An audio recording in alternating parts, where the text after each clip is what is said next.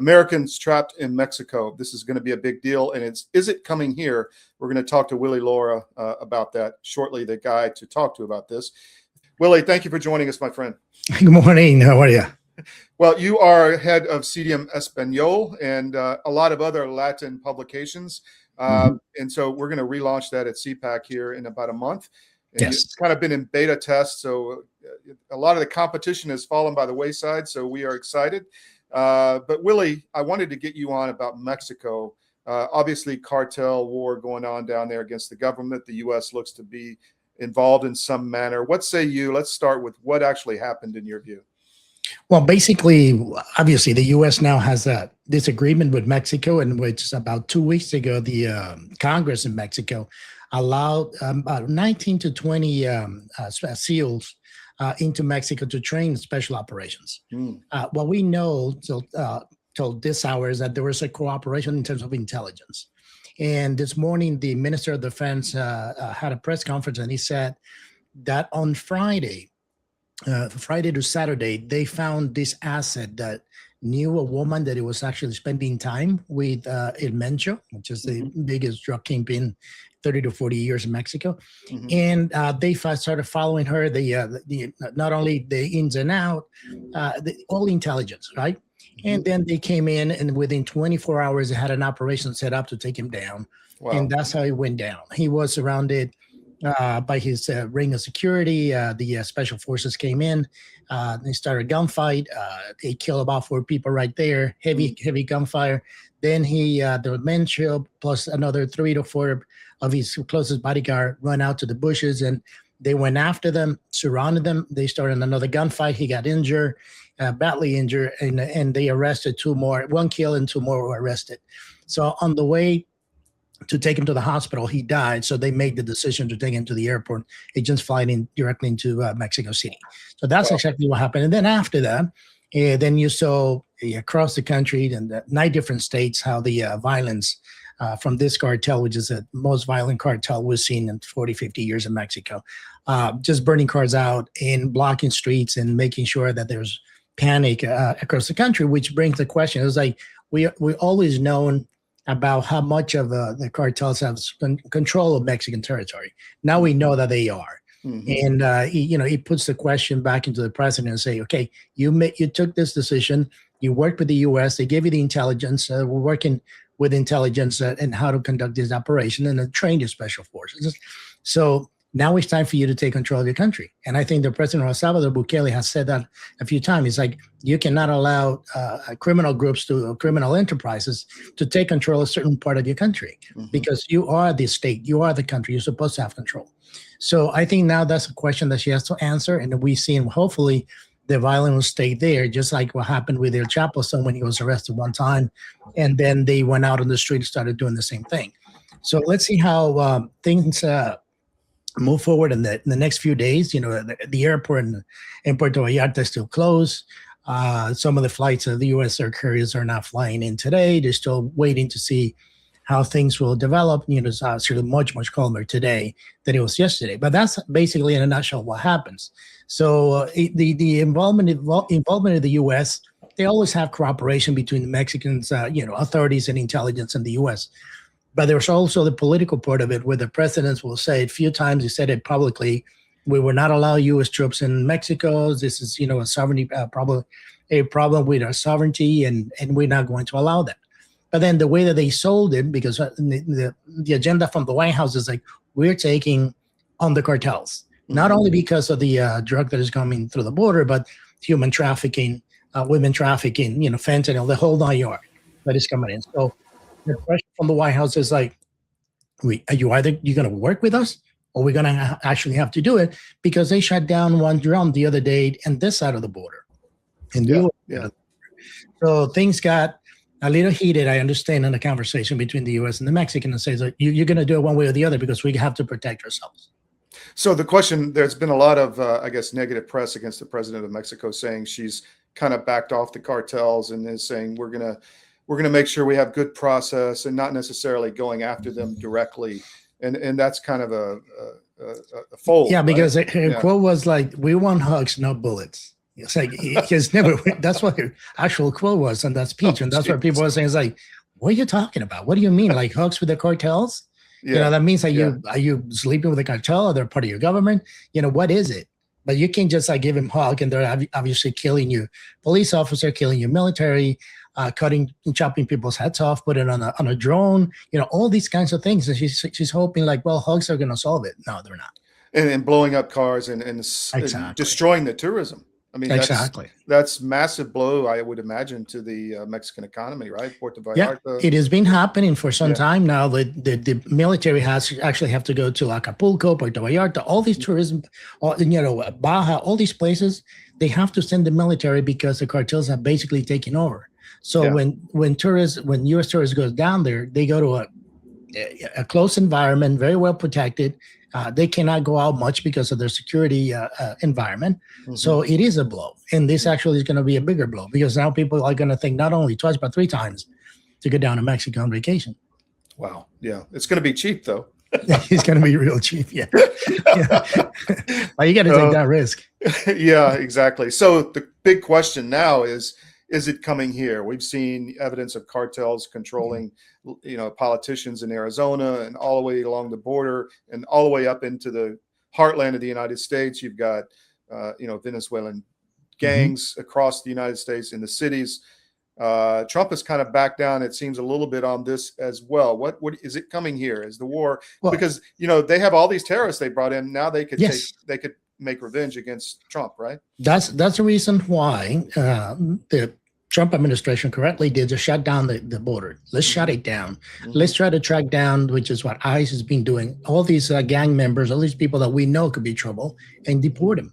So that's what they've been doing. And obviously the media has done a horrible job in terms of that. It's so horrible that today the main thing around the media is Kash Patel drinking a beer because the U.S. won the game in Milan. That is everywhere because he's drinking a beer. That's the headline. So that tells you how disconnected they are with reality and how partisan they are. Wow. So what's happening is like Trump did that, shut down the government, went after the gangs, but are they going to try to get in here? Of course, but they're not as dumb. They could have done that a long time ago, but they don't want the U.S. to get involved going after them. Mm-hmm. They know that they can bribe the Mexican official, bribe the Mexican army and the police and all that, but they won't have that much of success with the U.S. So they will rather operate on the other side and using their means to ship all kinds of drugs, weapons, women trafficking, prostitution. It's a big business, big business. Yeah. So they don't want the U.S. to get involved. So now that this happened, they may rethink it. I think the first thing that's going to happen, they're going to start a big fight to try to gain control of the cartel. Like who's going to be the next leader? That's going to be the internal fight that they're going to be, that is going to be happening in the next couple of weeks to a month. So we'll see that develop pretty quickly. It's a big business that needs to have a leader. And right now the leader was taken out. So that's going to be happening. And they have other fragment of the same. You have Los Pepes, you have the CGNG, and you have different players that they want to take that leadership. So you're going to see that developing. But in terms of trying to come into the U.S., they're already here. Yeah. A lot of the distribution channel, a chain that we had in the U.S., they already control that. But what they don't do is engage with law enforcement. They don't want to do that because what it means is if the U.S., which we know on our end how they're operating, if they see that they start creating trouble on the street and besides taking it out, ICE picking it up and deporting them, then the U.S. is going to have to take action within Mexico. And I think that Navy SEALs out there, they're training special forces. They're also gathering intelligence of a lot of the stuff that is happening. So the U.S. is taking care not only of helping the Mexican military to deal with this kind of problem, but at the same time gathering intelligence so they can be prepared in case that happens. I think that's exactly right. There's been a lot of Air Force flights with reconnaissance planes down along the coast, et cetera. Your government doesn't care about you. That's why you need a medical emergency kit. It contains life-saving medications like ivermectin, Z-Pak, and antibiotics. Stock them before they block them. A warm welcome here at the National Press Club. Welcome to the journalists, welcome to the Embraer team, and welcome to the other guests that we have here. We're going to announce, and as some of you guessed it right when they came in, the first E2 order by an American operator. and that operator is Avello. We believe this is really a strategic shift to unlock profitability for the customer. I'm very pleased that we have Andrew Levy here as the CEO of Avello, and I'm very pleased to give the stage to share a little bit more about what Avello is going to do with the E2 195. Thank you very much.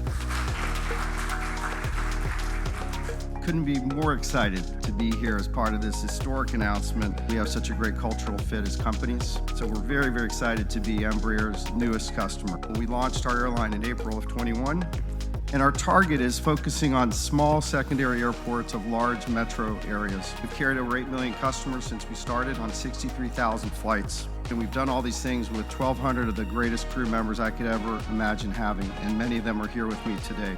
This is the right airplane for us.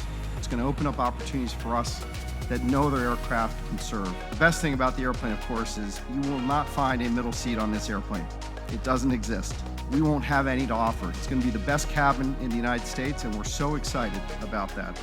This is going to elevate our experience to the highest level, and we think our customers are absolutely going to love the airplane.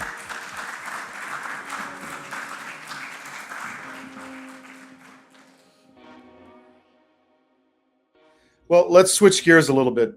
Where do you see, obviously, a lot going on in Latin America? We've had the Venezuela issue. We talked about that. But what's going on with Cuba? With Cuba, a really good source, really good source. And I know you have the best sources. Told me about a week or 10 days ago that the regime will fall within a year. Wow. They're not gonna last very long.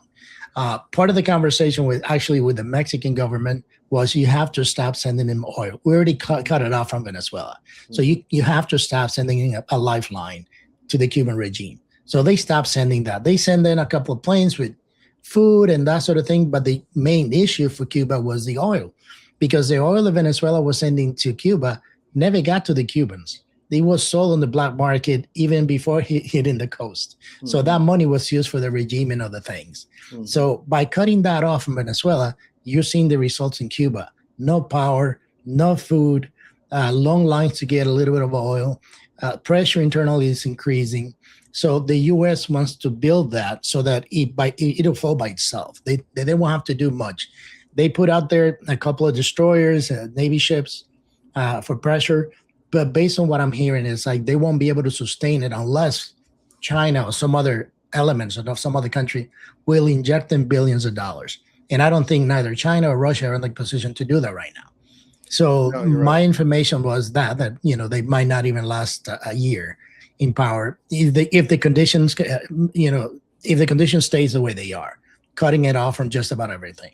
So then what happens in Cuba? Are the Cuban people on board with the new regime, or do they, in Russia there was a lot of nostalgia for the Soviet system. What's going to happen in Cuba? Well, in Cuba, the problem is like when you go back to the Soviet Union in those days, there was still food, there was some gas, there was things to manage around. There's none of the stuff is in Cuba. It's happening. It's very little what is coming in. So the difference is the pressure, the internal pressure that the government is going to have to sustain to stay in power. And the other issue is like the conversation between the U.S. and the Cuban authorities. They've been talks with them to try to get him a way out, kind of like they did with Maduro. Maduro said, no, I'm not going. They're doing the same thing with the Cubans. So either two things will happen. The internal pressure is going to be so much that they won't be able to stay, or the U.S. is going to say, we'll send a couple of Hellfire missiles to a couple of places to make sure that we make the point. So that's what I think it probably happened. My guess will be that they will negotiate a way out because the other options they're not good.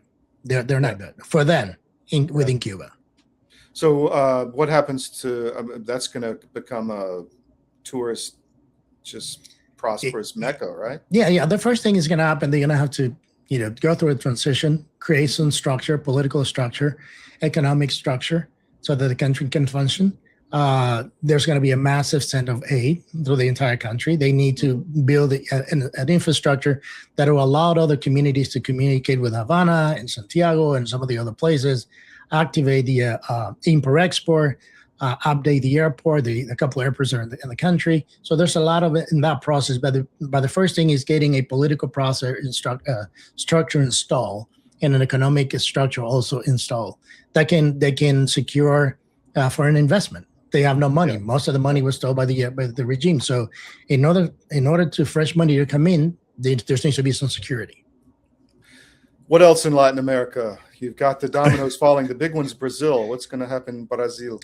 Brazil, I think they still, Lula is negotiating. Lula is not as radical. He's smarter than the other guys. Mm-hmm. He has one of the biggest economy in South America. He's playing nice with the U.S. The U.S. is saying, well, Brazil is not a threat still right now, so let me deal with the other hotspots that I have. Mm-hmm. Mm-hmm. We have now in Peru, the president that was only there for 4 months got booted out by the Congress. We have a new president that the first day that he was on his presidency, he's already been investigated by the by the Congress. It's a mess. Peru is a mess. Politically, it's a mess. We have now Honduras that actually have a president. I went to his swearing ceremony. He's a conservative president and the president of the Congress as well. They're moving along with the relationship with the U.S.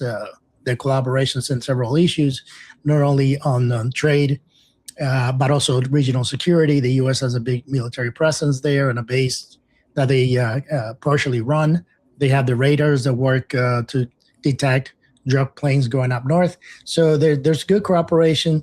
The other thing that is going to be happening soon there is that they're going to start doing more business and recognizing more Taiwan and giving putting China, I'm sorry, not on the holding pattern, but slow down the relationship that was happening with the prior administration, which is a socialist administration.